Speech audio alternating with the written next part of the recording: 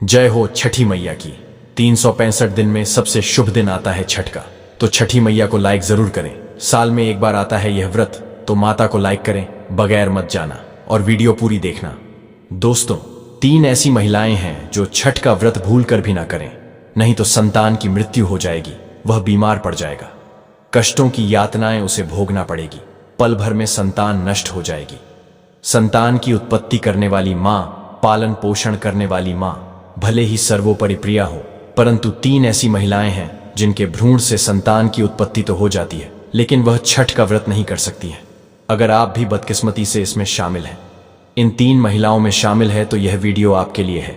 नहीं तो संतान पल भर में ही नष्ट हो जाएगी, बीमार पड़ेगी, धीरे धीरे खत्म हो जाएगी, संतान को कष्ट भोगने पड़ेंगे, उसकी तरक्की में जिंदगी भर बाधा उत्पन्न होगी। वह संतान जहां भी जाएगी, कष्ट उसके पीछे पीछे दौड़ेगा, चाहे कुछ भी हो जाए। 3 महिलाएं छठ का व्रत कतई न रखें, नहीं तो बाद में रोना पड़ेगा, पछताना पड़ेगा, जिंदगी भर भयंकर यातनाएं झेलना पड़ सकती हैं। आइए जानते हैं कौन सी वह 3 महिलाएं हैं जिन्हें छठ का व्रत नहीं रखना चाहिए। आज का वीडियो, आज का प्रसंग बहुत ही सुंदर है। अगर आप छठी माता की कृपा पाना चाहते हैं और चाहते हैं आपकी संतान को कभी कष्ट प्राप्त न हो, तो छठी माता को, जगत मैया को लाइक जरूर करना। यह लायक आपकी संतान को विजय प्राप्त करवाएगा, संतान सुगम पूर्वक फल को प्राप्त करेगी। छठी माता कौन है? यह माता मां के छठे स्वरूप को सर्वश्रेष्ठ मातृदेवी के रूप में जानते हैं, जो कि ब्रह्मा जी की मानस पुत्री हैं। मार्कंडेय पुराण में बताया गया है कि इनके छठे अंश को छठी मैया के नाम से जाना गया है। ऐसी मान्यता है कि छठी मैया को सूर्यदेव की बहन माना जाता है। तो छठी माता को लाइक करना न भूलें।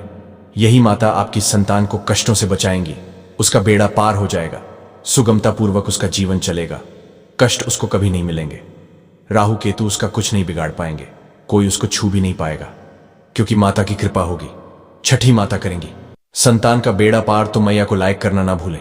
आप लाइक करना भूल जाते हैं, कृपया लाइक जरूर करें और कमेंट में सच्चे दिल से लिखें, जय हो छठी माता की, जय माता रानी। देखिए, 3 स्त्रियां इस व्रत को कतई न रखें। अपने ही हाथों से अपनी संतान का गला न घोंटे, पेट में पल रहे शिशु की रक्षा करना भले ही मां का कर्तव्य है, लेकिन यह व्रत आपके लिए नहीं है। अब जानते हैं कौन वह महिलाएं हैं जो यह व्रत नहीं रख सकती हैं। आइए जानते हैं। सबसे पहले मुहूर्त जानते हैं कि कब से कब तक मनाई जाएगी छठ। सब कुछ इस वीडियो में है, आपको कहीं जाने की आवश्यकता नहीं पड़ेगी, तो वीडियो को लाइक करें। आइए जानते हैं। दोस्तों, इस दिन माताएं अपनी संतान की सुरक्षा और उन्नति के लिए उपवास रखती हैं। कहते हैं कि इस दिन उपवास करने से संतान के जीवन से जुड़ी हर छोटी बड़ी बाधा समाप्त हो जाती है। इस साल छठ का व्रत 25 अक्टूबर से शुरू है। आइए जानते हैं कि इस साल छठ का शुभ मुहूर्त क्या रहने वाला है। दोस्तों, फिर जानेंगे वह 3 महिलाएं कौन सी है जो व्रत नहीं रख सकती। वीडियो बहुत ही सुंदर है, तो आगे बढ़ते रहें और देखते रहें। वीडियो को बिल्कुल भी स्किप ना करें। पहले मुहूर्त जानते हैं, क्योंकि मुहूर्त के बगैर तो कोई भी पूजा सफल हो ही नहीं सकती, चाहे आप कुछ भी कर लें। मुहूर्त के बगैर पूजा असफल ही होती है, तो मुहूर्त देखना अति आवश्यक है। छठ पूजा 2025 शुभ मुहूर्त। पंचांग के अनुसार छठ पूजा 25 अक्टूबर को नहाए खाए के साथ शुरू होगी। दूसरा दिन 26 अक्टूबर को खरना होगा। तीसरे दिन 27 अक्टूबर को अस्ताचलगामी सूर्य को अर्घ्य दिया जाएगा। अंतिम दिन 28 अक्टूबर को उदयगामी सूर्य को अर्घ्य देकर व्रत समाप्त होगा। सुबह के अर्घ्य के लिए 28 अक्टूबर मंगलवार को भगवान भास्कर सूर्य को प्रातःकालीन अर्घ्य अर्पण करने प्रातः 5:33 से 6:30 के साथ ही छठ पूजा 2025 का समापन होगा। दोस्तों, इस पर्व में पुरुष और महिलाएं दोनों निर्जला व्रत रखते हैं, जो संतान सुख, स्वास्थ्य और समृद्धि की कामना के लिए किया जाता है। 28 अक्टूबर को शुभ मुहूर्त, शुभ पूजा पाठ, संपूर्ण आरती, संपूर्ण फल फूल मेवा सब्जी आदि के साथ व्रत पूरा हो जाएगा, समाप्त हो जाएगा।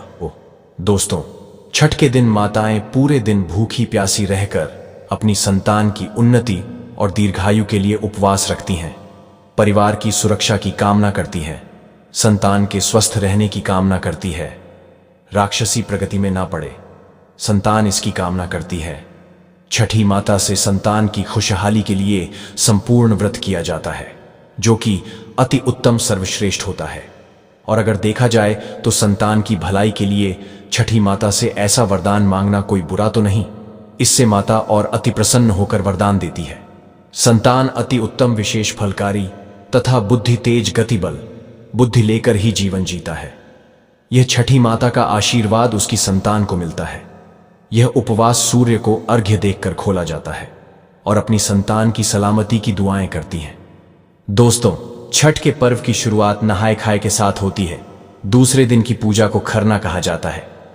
वहीं तीसरे दिन सूर्य भगवान की पूजा की जाती है, जिसमें ढलते हुए सूरज को अर्घ्य दिया जाता है। चौथे दिन उगते हुए सूरज को अर्घ्य देकर इस व्रत का पारण और समापन होता है। दोस्तों, छठ के व्रत का संकल्प लेने के लिए नहा धोकर स्वच्छ कपड़े पहने और मन में घर परिवार की सुख समृद्धि की कामना करें। फिर हाथ में जल और चंदन लेकर मन में सूर्यदेव और छठी मैया को याद करते हुए व्रत का संकल्प लें। इसके बाद पूजा की सामग्री जैसे फल, फूल और अक्षत सूर्यदेव को अर्पित करें। व्रत का संकल्प लेने की विधि: शुद्धता और तैयारी। सबसे पहले सुबह उठकर स्नान करें और पूरी तरह से शुद्ध और साफ कपड़े पहने। पूजा की जगह भी साफ सुथरी होनी चाहिए। दोस्तों, हाथ में जल और चंदन। संकल्प लेने से पहले अपने हाथ में थोड़ा जल और चंदन लें। मन में कामना, मन में अपने परिवार की सुख समृद्धि और मंगल की कामना करें। संकल्प दोहराएं। सूर्यदेव और छठी मैया का ध्यान करते हुए व्रत के संकल्प को दोहराएं। आप घर के बड़ों से पूछकर संकल्प के सही शब्द जान सकते हैं। पूजा सामग्री अर्पित करें। संकल्प के बाद सूर्यदेव और छठी मैया को चंदन, कुमकुम, अक्षत, फूल और फल अर्पित करें। बांस की टोकरी का प्रयोग। पूजा की सामग्री बांस की टोकरी सूप में रखें। निर्जला व्रत का पालन। संकल्प के बाद शाम के अर्घ्य तक पानी भी न पिएं और जब तक चंद्रमा न दिख जाए तब तक पानी ग्रहण न करें। यह एक कठिन निर्जला व्रत होता है, इसलिए मन को शांत रखें। शास्त्रों के अनुसार छठ के दिन संतान का जीवन कष्ट से न गुजरे, उसके ऊपर आने वाली विविधताएं टल जाएं तथा बल बुद्धि प्राप्त हो, तेज गति से उसका जीवन सुगमिता पूर्वक बीते। तब ऐसी स्थिति में मां को, प्यारी मैया को, उसकी जो मां होती है, बच्चों के ऊपर से 7 बार नमक उतारकर तथा 1 पैकेट नमक, 50 ग्राम सूखी लाल मिर्च, 250 ग्राम सरसों का तेल, 250 ग्राम साबुत उड़द की काली दाल, 500 ग्राम चावल, 5 रुपए की दक्षिणा के साथ सभी सामग्री को थैली में रख ले, पॉलीथीन में एकत्रित कर लें और फिर छोटे बच्चों के ऊपर से, या बेटी हो बेटा हो, कितना बड़ा ही आपका बेटा ही क्यों ना हो, उसके ऊपर से 7 बार उतारकर यदि किसी गरीब व्यक्ति को दे दिया जाए, गरीब स्त्री हो, बुजुर्ग हो, उसे दे दिया जाए, तो दुनिया की कोई भी ताकत आपके शिशु को बलवान होने से रोक नहीं पाएगी। उसके ऊपर आने वाली सभी बुरी शक्ति को छठी माता दूर करती है। शिशु की भलाई के लिए, प्रगति के लिए, संतान की खुशहाली के लिए, उसके जीवन में कोई भी आंच ना आए। बद्दुआ है, बुरी बला है, नजर दोष, पितृदोष, राहु दोष, कोई भी उसको छू नहीं पाएगा। तो भैया दान तो करना ही पड़ेगा। दान करना सर्वश्रेष्ठ है। हमारे भारत की परंपरा रही है कि शिशु के जीवन में चल रही बुरी परेशानी को दूर करने के लिए भैया दान तो करना ही पड़ेगा। दोस्तों, तभी ही छठी माता प्रसन्न होती हैं। पूजा पाठ भले ही आप ना करें, छठ के दिन पूजा पाठ भले ही आपसे छूट जाए, लेकिन भैया इस दिन दान जरूर कर देना। संतान हमेशा खुशहाल रहती है और जब संतान प्रसन्न रहती है, खुश रहती है, तो अपने माँ बाप को कभी नहीं कोसती। कई संतान ऐसी होती है जिनके साथ कुछ बुरा होता है तो वह अपने माँ बाप को बुरा भला कहती है, कोसते हैं कि माँ बाप ने बुरे कर्म किए होंगे, इसीलिए आज हम नरक झेल रहे हैं, गरीबी झेल रहे हैं। इसीलिए भैया थोड़ा सा दान तो करना ही पड़ेगा। भले ही आप 10 रुपए का दान करें, 5 रुपए का दान करें, लेकिन शिशु के ऊपर से, बच्चों के ऊपर से, बच्चे बड़े हों या छोटे, उसके ऊपर से उतारकर 7 बार उतारकर यह दान जरूर कर देना। दुनिया की कोई भी ताकत उसे विजय प्राप्त करने से रोक नहीं पाएगी। बुरे कर्म वह कभी नहीं करता। यमराज भी प्रसन्न रहता है और ऐसी औलादें फलती हैं, फूलती हैं। यमराज भी प्रसन्न रहते हैं। छठी माता देती हैं वरदान, तब जाकर यह व्रत संपूर्ण और सफल होता है। दान भैया जरूर कर देना। हम बच्चों के लिए ही जीते हैं। थोड़ा दान तो भैया अंधा भी कर देता है, गूंगा बहरा भी कर देता है, तो शिशु का जीवन तब जाकर भरपूर फलता है, फूलता है। यह दान यदि आपने कर दिया तो छठ का व्रत भले ही आप ना रखें, तब भी मां प्रसन्न होती है। ऐसा शास्त्रों में वर्णन मिलता है। लेकिन भैया दिल को सुकून, मन की शांति के लिए व्रत और पूजा संपन्न करने के लिए मैया की पूजा तो करनी ही पड़ती है। छठी मैया सच्चे भाव की भूखी है। उसे दौलत आपकी नहीं चाहिए, प्यार चाहिए जो भक्त से मिलता है, दौलत से नहीं। दोस्तों, अब जानते हैं ऐसी 3 महिलाएं कौन सी हैं जिन्हें छठ का व्रत नहीं रखना चाहिए। लगता है घोर पाप, संतान को भारी कष्ट भुगतने पड़ते हैं। संतान को भी लगता है कष्ट और पाप। आइए जानते हैं। नंबर 1, मांस खाने वाली महिला। ऋग्वेद के अनुसार, धर्मशास्त्रों के अनुसार अगर देखा जाए तो माना जाता है कि छठ का व्रत मांसाहारी महिलाओं को नहीं रखना चाहिए। जो मांस खाती हैं उन्हें छठ के व्रत को कतई नहीं रखना चाहिए। क्यों नहीं रखना चाहिए? इसका तर्क यह है कि जो स्त्री दूसरे शिशु के बच्चों को मारकर खा जाती है, मांस खा जाती है, बकरी के बच्चे खा जाती है, मुर्गी के बच्चे खा जाती है, तो भला उसके बच्चे की उम्र क्यों बढ़ेगी? बरसों से आप जानवरों के बच्चे मार मार कर खाते चले आए, तो भला जब छठ का व्रत आया और आप अपने बच्चों की लंबी उम्र की कामना करते हैं तो यह उचित नहीं है। शास्त्रों में इसके लिए कतई मनाही है। ऐसी स्त्री राक्षसी प्रवृत्ति की होती है। वक्त जब आपकी संतान की लंबी उम्र का आया तब आपने छठ का व्रत रख लिया, पर जब आपके मांस खाने का वक्त आया तब आपने बकरी के बच्चे मारकर खा लिए, मुर्गी के बच्चे मारकर खा लिए, मछली के बच्चे मारकर खा लिए। तो भैया ऐसा नहीं चलेगा। ये तो छठ माता की आंख में मिर्ची झोंकने के बराबर है। मां सब देखती है, छठ मैया अंधी नहीं है। यह व्रत सात्विकता से रखा जाता है, राक्षसी प्रवृत्ति से नहीं। शास्त्रों में आपने भी देखा होगा कि ऐसा लिखा है, जो राक्षसी स्त्री होती है अंत में उसके संतानों का वध ही हुआ है। उनके कुल का सर्वनाश ही होता है। जो स्त्रियां दूसरों के बच्चों को नहीं समझती, दूसरों के बच्चों को मारकर खा जाती है, भला उनके बच्चे कैसे जीवित रह सकते हैं? तो यह व्रत मांस खाने वाली महिलाएं कतई न रखें। घोर पाप लगेगा, पूरे कुल का नाश हो जाएगा। आप इस व्रत से दूर ही रहे तो भला है आपका। यदि माता ने ध्यान में ले लिया कि मांस खाने वाली स्त्री संतान की उम्र बढ़ाना चाहती है, तो उल्टा उसकी उम्र घटेगा, बढ़ेगी नहीं। इसलिए मां को क्रोध में न डालें और आप यह व्रत न रखें। कोई और व्रत आप रख लें। संतान की उम्र बढ़ाने वाला व्रत यदि आप रखना चाहती हैं तो मांस न खाएं। सात्विकता विचार अपने मन में डालें, अपने आंचल में ममता को भरें। जिस नारी में ममता नहीं तो वह नारी अपने बच्चों की उम्र क्या बढ़ाएगी? स्त्री द्वारा मांस खाकर भला किसकी संतान की उम्र बढ़ी है? उल्टा घटी है, बढ़ी नहीं है। कोई दुर्घटना में मर जाता है, कोई एक्सीडेंट में, कोई बीमारी से, कोई पेट में ही मर जाता। यह व्रत उसका सफल होता है जो शाकाहारी है, सब्जियां खाती हो, सात्विकता मन में हो, ममता उसके दिल में हो। जो साग सब्जी खाती हो उसका व्रत ही सफल होता है और उसकी संतान अजर अमर होती है, फल फूलती है। सुख समृद्धि उसके जीवन में ऐसे बरसती है जैसे मानो बरसता हुआ पानी। सच मायने में यदि शाकाहारी महिला व्रत ना भी रख तो उसकी संतान को कुछ नहीं होता। यह कड़वा सच है जो आप नहीं जानते। हां, आप छठ का व्रत रख सकती हैं। इस साल माता से क्षमा मांग ले और व्रत रखें। संपूर्ण व्रत सफल होगा, क्योंकि गलती एक माता माफ कर देती है।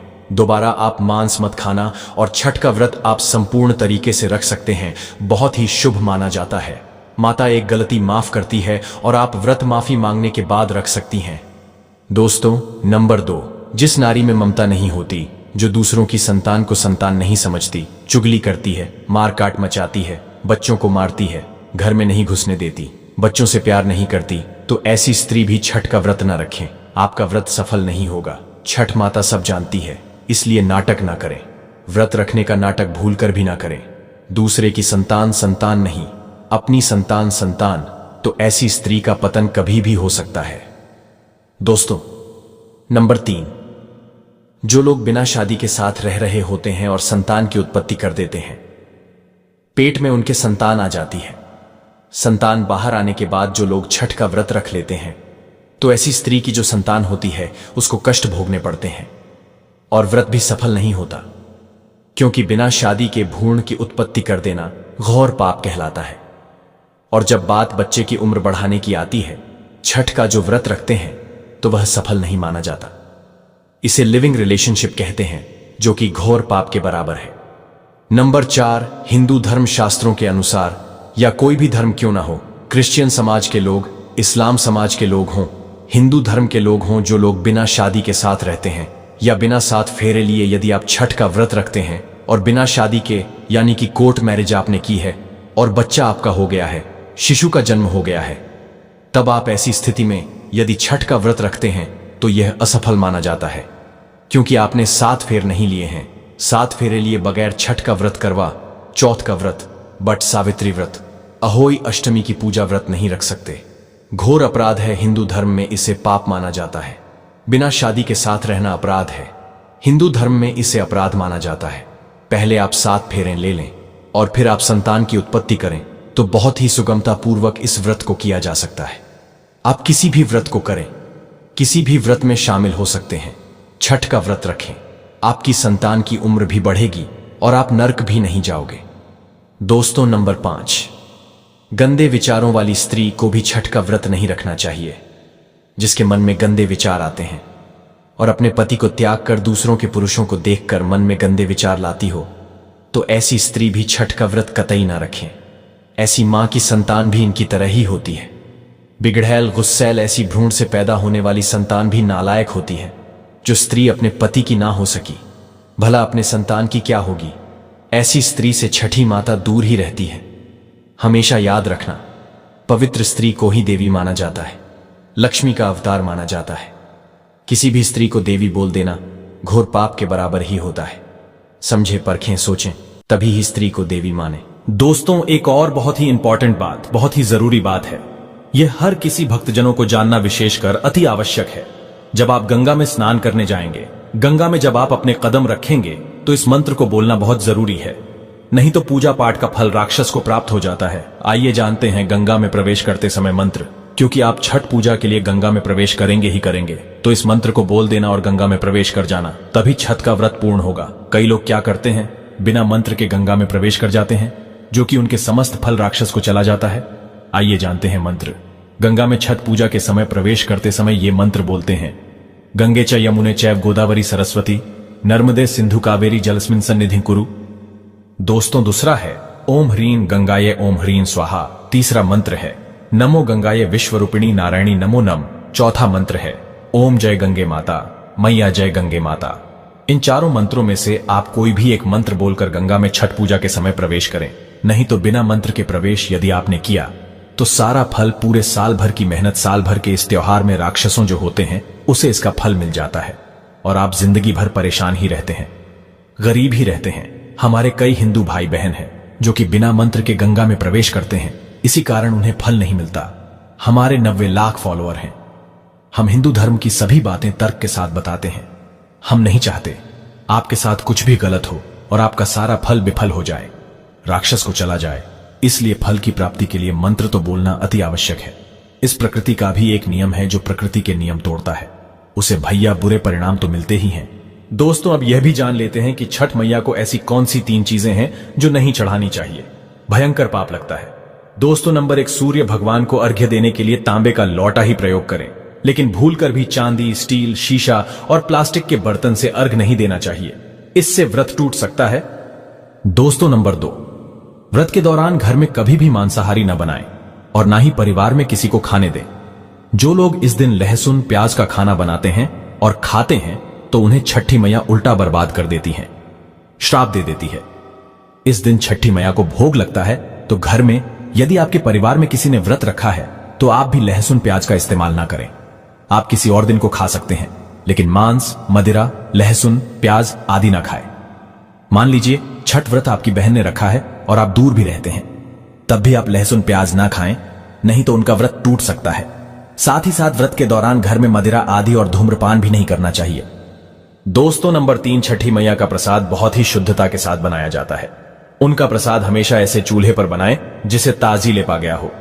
यदि गैस पर बना रहे हो तो गैस स्टोव को अच्छी तरह से धो लें। पहले से बने चूल्हे पर कभी प्रसाद ना बनाएं, इसके लिए नया चूल्हा ही बनाएं। दोस्तों, नंबर 4, सूर्य को अर्घ्य देने से पहले कभी भी भोजन ग्रहण ना करें, घोर पाप लगेगा। व्रतधारी लोगों को पहले और दूसरे दिन सूर्य को जल देने के बाद ही भोजन करना चाहिए। व्रत के दौरान भोजन के प्रति मन में लालसा न रखें, व्रत टूटता है। नंबर 5, छठी मैया से मांगी मन्नत अगर पूरी हो जाए तो आपको अपनी मन्नत का पूरा होने की विशेष पूजा जरूर करनी चाहिए, अन्यथा मैया के प्रकोप का सामना करना पड़ सकता है। नंबर 6, छठ का व्रत करने वालों को जमीन पर 4 दिन तक सोना चाहिए। छठ पूजा वाले कमरे में ही अपना आसन लगाना चाहिए। ऐसे में आपको छठ मैया का ध्यान करते रहना चाहिए। इससे मां आपके व्रत को संपूर्ण करती है और कोई भी विघ्न बाधा नहीं आती है। नंबर 7, जिस जगह पर प्रसाद बन रहा हो वहां साधारण भोजन भी नहीं बनाना चाहिए। साथ ही साथ उस स्थान पर खाना भी वर्जित है। दोस्तों, नंबर 8, प्रसाद बनाते हुए नमक का हाथ भी किसी पूजा की वस्तु या प्रसाद से नहीं छूना चाहिए। दोस्तों, नंबर 9, पूजा के दौरान अपनी वाणी को बुरी बातों से थोड़ा दूर रखें। जुबान पर गंदे विचार भी नहीं लाना चाहिए। छठी मैया का आशीर्वाद पाने के लिए मन में गंदे विचार नहीं लाने चाहिए। नंबर 10, घर में पूजा के दौरान झूठे बर्तन और गंदे कपड़ों का ढेर बिल्कुल नहीं होना चाहिए। इससे छठी मैया क्रोधित हो जाती है और व्रत टूट जाता है। छठी मैया को साफ सफाई बहुत पसंद है। व्रत के दौरान अपने घर को साफ सुथरा रखें और गंगा जल से छिड़काव अवश्य कर ले। इससे पूरा घर पवित्र हो जाता है और छठी मैया का आशीर्वाद प्राप्त हो जाता है। दोस्तों, आज हम आपको छठी मैया की कृपा पाने के लिए एक ऐसा उपाय बताएंगे जिससे आप सबसे जल्दी करोड़पति हो जाएंगे। मैं छठी मैया की सौगंध खाता हूं, अगर आपने यह उपाय कर लिया तो आपको दुनिया की कोई भी महाशक्ति, कोई भी व्यक्ति करोड़पति होने से, धनी होने से, धन, ऐश्वर्य, प्रगति, सौभाग्यशाली, उत्तम जीवन साथी, धन संपदा, सकारात्मक ऊर्जा प्राप्त करने से कोई नहीं रोक पाएगा। यह उपाय आप कॉपी पेन पर लिखकर रख लें, आपके बहुत काम आएगा। हम उपाय बताने वाले हैं। उपाय को ध्यान से सुनना, आपकी कायाकल्प हो जाएगी। यह उपाय छठ पूजा वाले दिन ही करना है। आइए जानते हैं उपाय। यह उपाय आपको स्माइल फैमिली चैनल पर ही मिलेगा। यदि कोई और यह उपाय बताए तो समझो वह फ्रॉड है। आप नदी या तालाब या समुद्र के तट पर अवश्य जाएंगे छठ पूजा के लिए, तो यह उपाय आपके सोए हुए भाग्य को चमका देगा। आइए जानते हैं। देखिए, छठी मैया की पूजा के लिए आप तट पर अवश्य जाएंगे। तब आप अपने साथ में एक तांबे का सिक्का या चांदी का सिक्का अवश्य हाथ में लेकर जाएं और जब आपकी पूजा संपन्न हो जाए तब छठी मैया का यह मंत्र बोलकर इस सिक्के को पानी में प्रवाहित कर देना, विसर्जित कर देना। मंत्र है ओम ह्रीं ह्रीं सूर्याय नमः। इस मंत्र को 3 बार बोलना है और सिक्के को जल में विसर्जित कर देना। फिर आप देखना, लंबे समय से जो परेशानी चली आ रही थी वह दूर हो जाएगी। लंबे समय से जो घर में बीमारी थी दूर हो जाएगी। लंबे समय से घर में जो गरीबी थी, किसी का श्राप लगा था, संतान बीमार है, वह ठीक हो जाएगी। आपके जीवन में ऐसा परिवर्तन आएगा जिसकी आपने कल्पना भी नहीं की होगी। यह बहुत ही गुप्त उपाय है। किसी को बात कर ना करें, चुपचाप करें। छठी मैया बहुत प्रसन्न होती है। यदि आप यह उपाय किसी को बताना चाहते हैं तो आप कॉपी पेन पर उसे लिख कर दे दें। आप उसे ना बोले। बड़ा विशेष चमत्कारी उपाय है यह। सिक्के का यह उपाय बहुत ही गुप्त उपाय है, आपको रंग से राजा बना देगा। बस इस उपाय का ढिंढोरा ना पीठे गुप्त तरीके से कर देना। हे छठी मैया, जो हमारी वीडियो देख रहे हैं उनकी संतान की आयु दीर्घायु कर देना, उनके व्रत को सफल करना। सच्ची स्त्री का व्रत कभी न टूटे। उनके जीवन में इतनी खुशियां भर देना कि फिर कभी उन्हें बुरे कलंक का, गरीबी का, दोषों का मुंह न देखना पड़े। वीडियो को लाइक जरूर करना। छठी माता को लाइक जरूर करना। 365 दिन में सबसे बड़ा पर्व माना जाता है। एक बार आता है तो लाइक जरूर करना। मां को लाइक करें, बगैर मत जाना। भक्तों, माता बड़ी प्यारी है। मां को लाइक जरूर करना। सच्चे हृदय से कमेंट में लिख देना, जय हो छठी माता।